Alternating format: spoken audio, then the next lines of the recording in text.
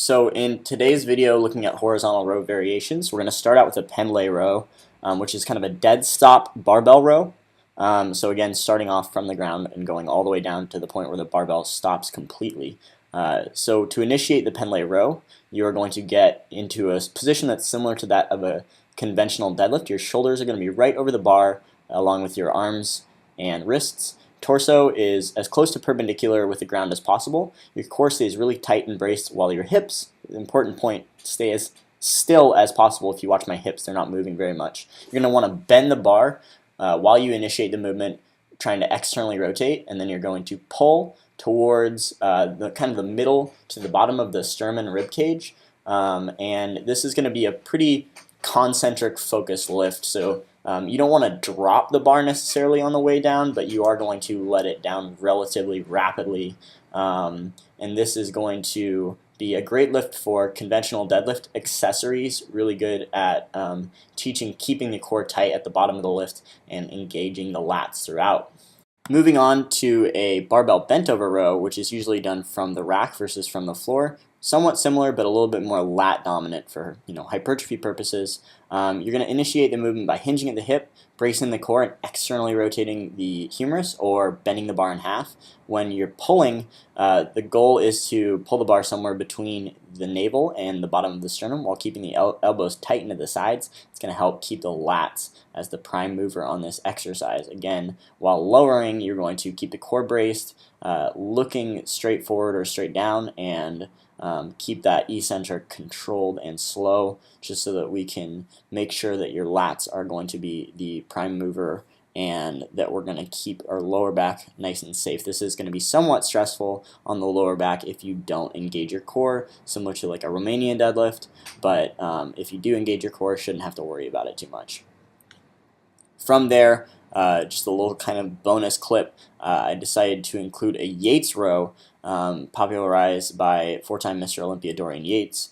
A Yates row is done usually with straps, so you saw me put straps on, and it's going to be really lat dominant, very bodybuilder style movement. My torso is more upright, and I'm really trying to pull my shoulder blades back and down while I pinch my elbows behind me, nice squeeze at the top. And this is a great lat builder, one of my favorite rowing variations, and it is a great movement to kind of mix up your barbell rowing.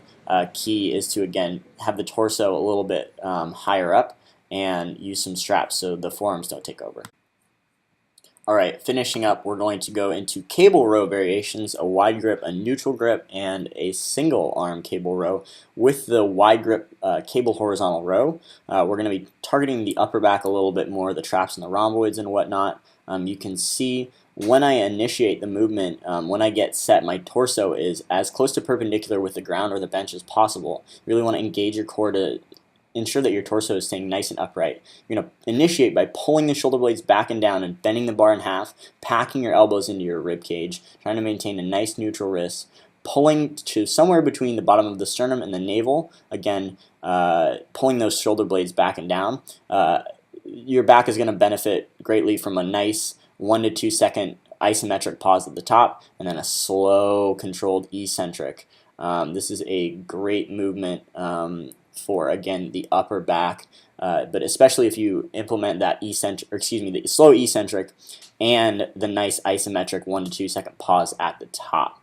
Moving on to a neutral grip cable row, a little bit more lat dominant. We're going to try and, again, keep our torso nice and perpendicular, initiate by retracting and depressing the shoulder blades, maintaining a nice tight core, and nice neutral wrists. When you pull, you're going to want to exhale through the mouth. When you lower, you're going to want to inhale through the nose.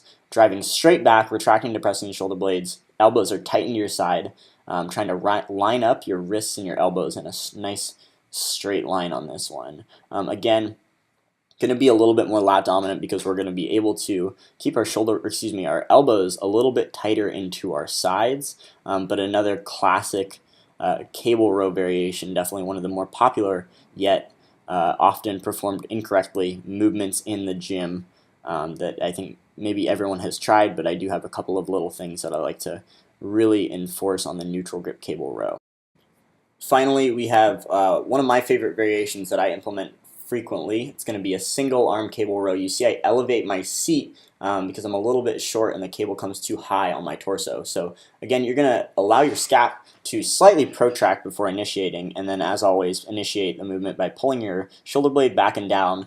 But with this one, you're really going to try and engage the lat. So we're going to drive our elbow down towards our waistband and really try and maintain a neutral wrist. You can see on some of the repetitions, I like to slightly supinate. That helps me get my elbow a little bit tighter into my side and a little bit more external rotation. So again, we're really trying to pull down towards our hip, not back, and keeping our elbow tight and pinned into our side. So when your elbow passes behind your torso, you're going to want to try and further externally rotate the humerus and try and touch your spine with your elbow. Again, a nice little pause at the top and a slow eccentric on this one are going to be really beneficial. And if you really try and externally rotate the humerus and drive your elbow in towards your spine at the top of the movement, you're going to get a really deep squeeze through that lat.